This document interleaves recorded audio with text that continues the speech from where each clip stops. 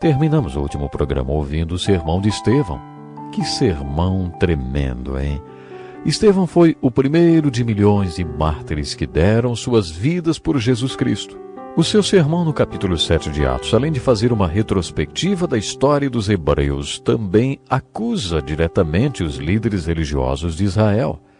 A acusação é essa: povo rebelde, obstinado de coração e de ouvidos.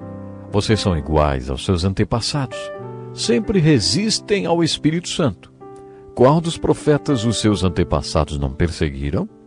Eles mataram aqueles que prediziam a vinda do justo, de quem agora vocês se tornaram traidores e assassinos. Vocês que receberam a lei por intermédio de anjos, mas não a obedeceram.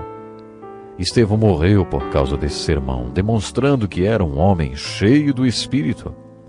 Enquanto era apedrejado, ele teve uma visão de Cristo e de Deus, por isso não lamente por ele.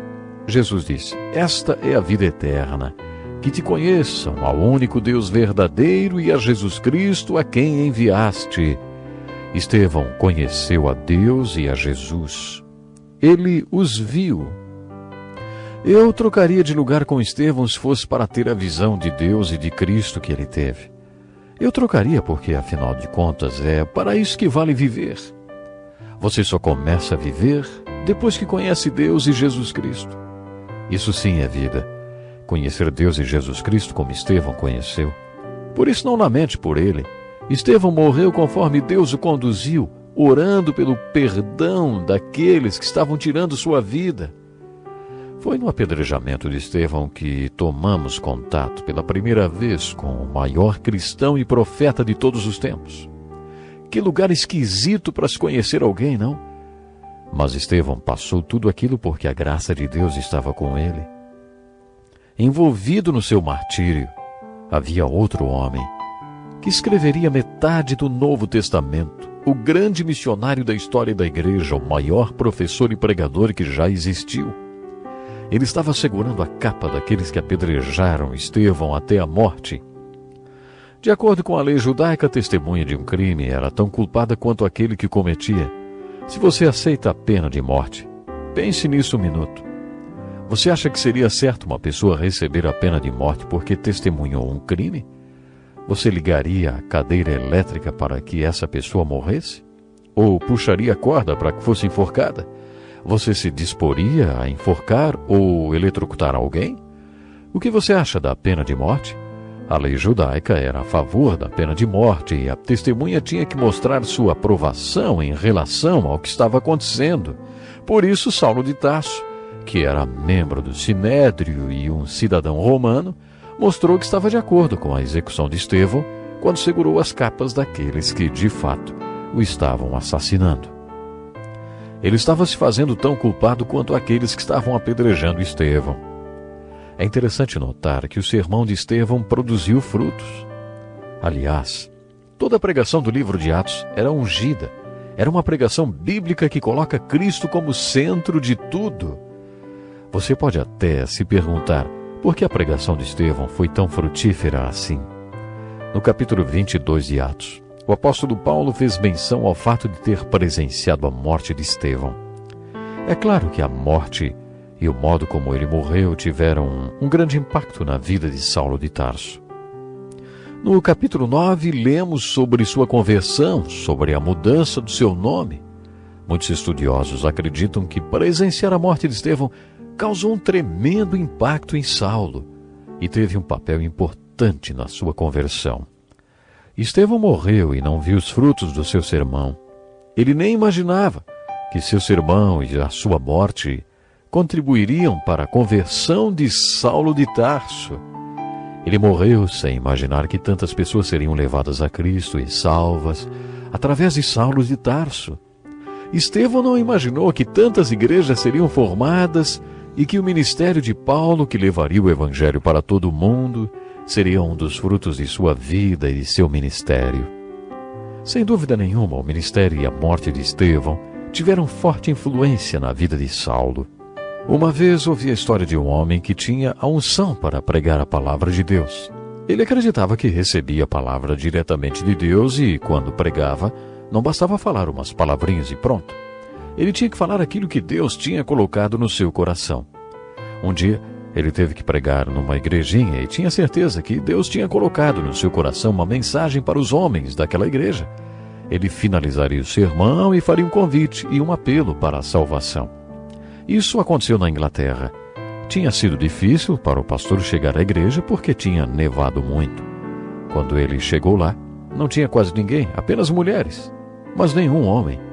O pastor tinha certeza que a mensagem que Deus tinha colocado no seu coração para pregar naquela noite é para que os homens assumissem um compromisso com Deus.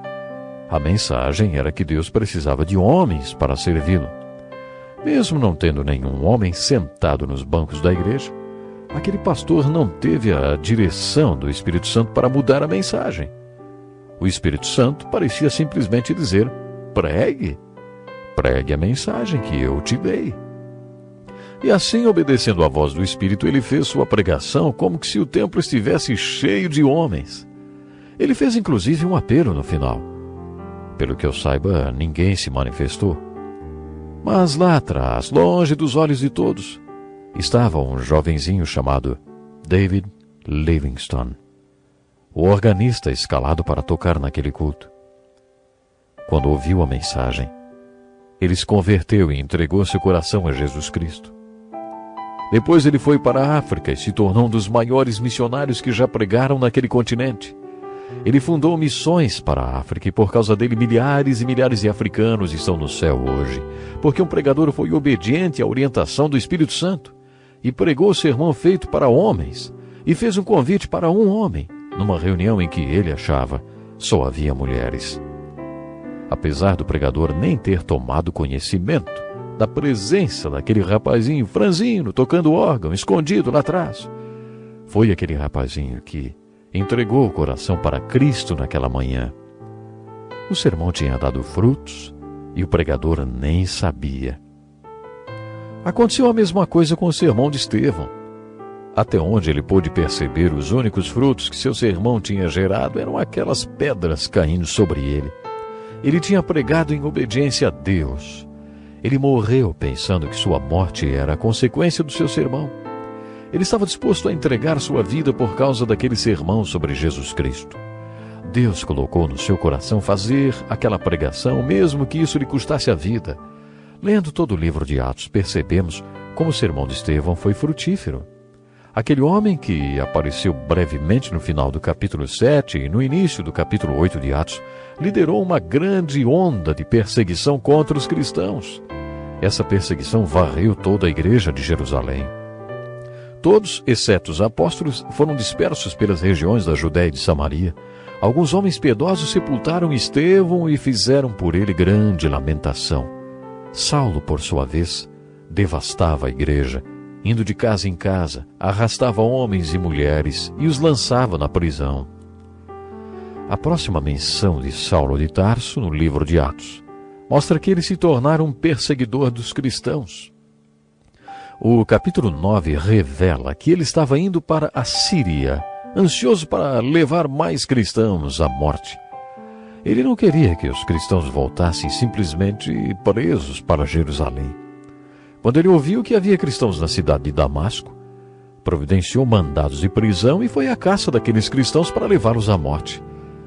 Mas, a caminho da Síria, na estrada de Damasco, ele teve um contato direto com Jesus Cristo ressuscitado e, de maneira miraculosa, converteu-se. Bem, ou esse homem foi o maior milagre do Novo Testamento depois dos Evangelhos, ou foi uma grande farsa, um grande mentiroso. Vamos ter que decidir qual será a nossa opinião sobre ele, não é? Ele mesmo, nas suas cartas, principalmente na carta aos Gálatas, capítulo 1, conta que depois de sua conversão a Cristo na estrada de Damasco, houve um grande parêntese até o início do seu ministério de pregação. Paulo conta no primeiro capítulo de Gálatas que logo depois da sua conversão ele foi para a Arábia.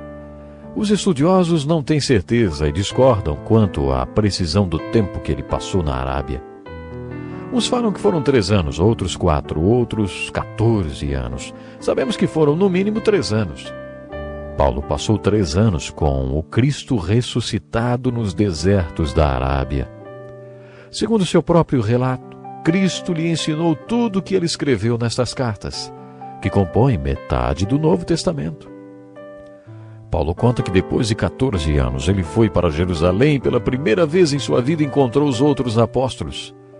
Eu sempre me perguntei o que Paulo fez para convencer os outros apóstolos de que era tão cristão quanto eles, ou até mais. De um jeito ou de outro, Paulo os convenceu de que ele tinha passado 3 anos com Jesus, assim como os outros apóstolos. É claro que Paulo lhes contou coisas sobre Jesus que só alguém que estivesse estado com ele poderia saber. Depois de lhes contar tudo isso, eles disseram: tudo bem, você vai pregar para o mundo gentil, para os não-judeus, e nós, para os judeus. Parece que foi essa a instrução que Deus lhes deu. Acho tudo isso muito intrigante. Eu não teria feito desse jeito. Paulo era um rabino e tinha todas as credenciais para pregar para judeus. Ele conhecia todo o Velho Testamento. Era um mestre reconhecido entre os judeus. Eu teria enviado para pregar para os rabinos e enviado os pescadores analfabetos como Pedro, Tiago e João para os gentios. Mas Deus não faz como a gente faria. John Wesley, um homem com todos os diplomas e cheio de reconhecimento, foi pregar nas minas de carvão de Wales. Dwight Moody, que não era tão estudado assim, inclusive com pouco domínio de gramática, foi pregar para os doutores de Oxford e Cambridge. Mas, quando pregou a palavra de Deus no Reino Unido, milhares de doutores e nobres lotaram suas reuniões.